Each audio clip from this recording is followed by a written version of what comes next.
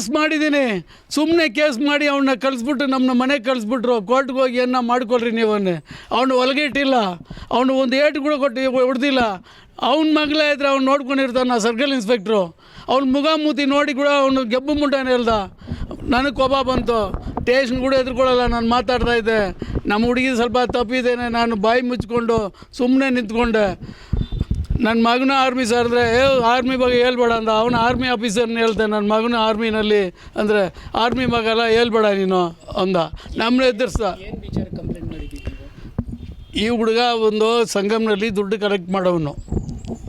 ಯಾರು ಇವಾಗ ಈ ಥರ ಮಾಡಿರೋನು ನಮ್ಮ ಮನೆ ಹತ್ರ ಎಲ್ಲ ಬಂದು ಇವನೊಬ್ಬನೇ ಎಲ್ಲ ಒಂದು 5-6 ಜನ ಬಂದು ಲೇಡೀಸ್ ಸಂಗಮ್ ಇರುತ್ತಲ್ಲ ಸರ್, ಅದರಲ್ಲಿ ಕಲೆಕ್ಟ್ ಮಾಡೋರು. ಯಾರು ಏನೂ ನಾನು ಕೇರ್ ತಗೊಳ್ಳಲ್ಲ. ಇದೆಲ್ಲ ಲೇಡೀಸ್ ವಿಚಾರ. ನಾನು ನೋಡ್ಕೊಂಡು ಹೋಗ್ತಾ ನನ್ನ ಕೆಲಸ ಏನೋ ಬರ್ತಾಯಿದ್ದೆ. ಇವನು ಜಾಸ್ತಿ ಮನೆ ಹತ್ರ ಇರ್ತಾಯಿದ್ದ. ನಾನು ಮನೆಯಲ್ಲಿರೋರನ್ನ ಮಿಸ್ಸಸ್ನ ನಮ್ಮ ಹುಡುಗಿಯೆಲ್ಲ ಬೈದೆ. ಸಂಗಮ್ದ್ರೆ ಬಂದರೆ ಅವ್ರು ಕಲೆಕ್ಟ್ ಮಾಡ್ಕೊಂಡು ಹೋಗ್ಬೇಕು, ಇಲ್ಲೇ ಏನು ಕೂತಿರ್ತಾರೆ. ಒಬ್ರು ಕೊಟ್ಟಿಲ್ಲ ಅಂದರೆ ಕೂಡ ಅವ್ರು ಕಲೆಕ್ಟ್ ಮಾಡ್ಕೊಂಡು ಹೋದ್ರೇ ಅವ್ರಿಗೆ ಸಂಬಳ ಕೊಡೋದಂತಲ್ಲಿ. ಅದಕ್ಕೆ ಇವ್ರು ಇಲ್ಲಿರ್ತಾರೆ. ನಾನು ಹಿಂಗೆ ತಗೊಂಡು ಕ್ಯೂನಲ್ಲಿ ಹೋಗ್ಬಿಟ್ಟೆ, ಬೈದ್ಬಿಟ್ಟೆ. ಮನೇಲಿ ಮಾಮೂಲಿ ಇರ್ತಾರೆ ಸರ್ ಗಂಡಸರು ಮನೆಯಲ್ಲಿ, ಎನ್ನತ್ತು ಅಕ್ಕಪಕ್ಕ ಇರೋರು ಬಂದು ಕೂತ್ಕೊಂಡ್ರೆ ಅನ್ನೋದು ನಾನು ಹೇಳಿ ಬೈದ್ಬಿಟ್ಟು ಹೋಗ್ಬಿಟ್ಟೆ. ಇದು ಚಿಕ್ಕದ ಒಂದು 2-3 ಸತಿ ಅವನು ಗಲಾಟ ಮಾಡಿದ್ದಾನೆ ನಮ್ಮ ಮಗಳನ್ನ. ನನ್ನ ಮಗಳ ಹತ್ರ ಇವನೇನೋ ಎಂತಿ ಮಕ್ಕಳಿಟ್ಕೊಂಡು ನನ್ನ ಮಗಳು ಮನೇಲಿ ಯಾರೋ ಮನೇಲಿರಲ್ಲೇ ಈ ಹುಡುಗಿ ಹತ್ರ ಮಾತಾಡೋಕ್ಕೆ ಇವನೇನೋ ಮಾತಾಡಿ ಈ ಹುಡುಗಿನ ಬ್ರೈನ್ ವಾಶ್ ಮಾಡಿ ಮಾತಾಡ್ತಾ ಇದ್ನಂತ ನಮ್ಗೆ ಗೊತ್ತಿಲ್ಲ. 15 ಡೇಸ್ ಬ್ಯಾಕ್ ನಮಗೂ ಪಕ್ಕಾ ಗೊತ್ತಾಯಿತು. 15 ಡೇಸ್ ಬ್ಯಾಕ್ ಹೆಂಗೆ ಗೊತ್ತಾಯ್ತು ಅಂದರೆ, ಆ ಹುಡುಗಿನ ಅವನು ಓಮ್ನಿ ವ್ಯಾನ್ನಲ್ಲಿ ಕರ್ಕೊಂಡೋಗಿ ಎತ್ತಾಕೊಂಡು ಹೋಗಿ ಇದೇ ಕೋಲಾರಿಂದ ಎಲ್ಲೇ ತೋಪಿನಲ್ಲಿ ತಗೊಂಡು ಹೋಗಿ ಹೊಡೆದು ಚಾಕುನಲ್ಲಿ ಕೈನಲ್ಲಿ ಎಲ್ಲ ಹಾಕಿ ಎದೆ ಮೇಲೆಲ್ಲ ಒದ್ದಿದ್ದು ಕಾಲಿನಲ್ಲಿ ಎಲ್ಲ ಮಾಡಿ 15 ಡೇಸ್ ಒಂದು 15-20 ಡೇಸ್ ಒಳಗೆ ಕಂಪ್ಲೇಂಟ್ ಇದೆ. ಕಂಪ್ಲೇಂಟ್ ಕೊಟ್ಟೆ. ಅವ್ನು ಸರ್ಕಲ್ ಇನ್ಸ್ಪೆಕ್ಟ್ರು ಕಂಪ್ಲೇಂಟ್ನ ಸರಿಯಾಗಿ ಕೇರ್ ತೊಗೊಂಡಿಲ್ಲ. ಅವನು ಇವಾಗ ಆಗಿರೋ ಒಳಗೆ ಅವಾಗ ಆಗಿದ್ರೆ ನನ್ನ ಮಗಳು ಈ ಥರ ನನ್ನ ಬಿಟ್ಟು ಹೋಗೋವಳೆಲ್ಲ. ಅವನು ಸರ್ಕಲ್ ಇನ್ಸ್ಪೆಕ್ಟ್ರ್ ಲಂಚ ತೊಗೊಂಡು ನನ್ನ ಮಗಳನ್ನ ಹಾಳು ಮಾಡಿಬಿಟ್ಟ. ಈಗ ಸರ್ ಏನೋ ಅವನು ಮಿಂಗಲಾಗಿ ಮಾತಾಡ್ತಾ ಇದ್ನಂತೆ, ನಮ್ಮ ಹುಡುಗಿ ಹತ್ರ ಮಾತಾಡ್ತಾ ಇದ್ನಂತೆ.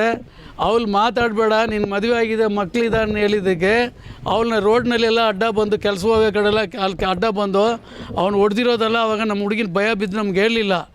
ಹೆಚ್ಚಿಗೆ ಆಗಿರೋದು ಬಂದು 20 ಡೇಸ್ ಒಳಗೆ ಓಮ್ನಿ ತಗೊಂಡು ಬಂದು ಇದೇ ಕೋಲಾರ್ನಲ್ಲಿ ಬಸ್ಗೆ ಹೋಗೋವಾಗ, ಕಂಪ್ನಿ ಬಸ್ಗೆ ಹೋಗೋವಾಗ ಇಳ್ಕೊಂಡು ಓಮಿನಲ್ಲಿ ಹಾಕ್ಕೊಂಡು ಹೋಗಿ ನನ್ನ ಮಗಳನ್ನ ತೋಪ್ನಲ್ಲಿ ತಗೊಂಡೋಗಿ ವ್ಯಾನ್ ತೊಗೊಂಡು ಬಂದಿರೋನು ಅವ್ನ ಫ್ರೆಂಡೇ. ಇವನಿಬ್ಬರು ಸೇರಿಕೊಂಡು ನನ್ನ ಮಗಳನ್ನ ತೋಪ್ನಲ್ಲಿ ಹೊಡೆದಿದ್ದಾನೆ, ಕೈನಲ್ಲಿ ಚಾಕ್ನಲ್ಲಿ ಕೊಯ್ದಿದ್ದಾನೆ, ಮುಖದಲ್ಲೆಲ್ಲ ಗಾಯಗಳಾಗಿ ಮನೆಯಲ್ಲಿದ್ದರೆ ಅಪ್ಪ ಕೇಳ್ತಾರೆ ಭಯ ಬಿದ್ದು. ಆವಾಗ ನನಗೆ ತಿಳಿಸ್ತಿರೋ ವಿಷಯ. ಅದಕ್ಕೆ ಮುಂದೆ ಏನು ಹೆಂಗೆ ಇದು ಯಾವ ಥರ ನಡೀತದೆ ನಮ್ಗೆ ವಿಷಯನೇ ಗೊತ್ತಿಲ್ಲ. ಅದು ನನ್ನ ನಾಲೆಜ್ನಲ್ಲಿ ಏನಿಲ್ಲ ಸರ್. ನಾನು ಆ ಥರ ಬಿಡೋನಲ್ಲ. ಇವ್ರದ್ದು ಏನು ಬೆಳೆದಿದೆ ನನಗೆ ಗೊತ್ತಿಲ್ಲ. ಇದು ಮೈ ಮೇಲೆ ಗಾಯ ಬಿದ್ದು ಜಾಸ್ತಿ ಆದಮೇಲೆ ನನ್ನ ಮುಂದೆ ಮುಖ ಹೆಂಗೆ ತೋರಿಸೋದನ್ನೇ ಅವತ್ತು ಮನೇಲಿ ಒಬ್ಬಳೇ ಮಗಳು.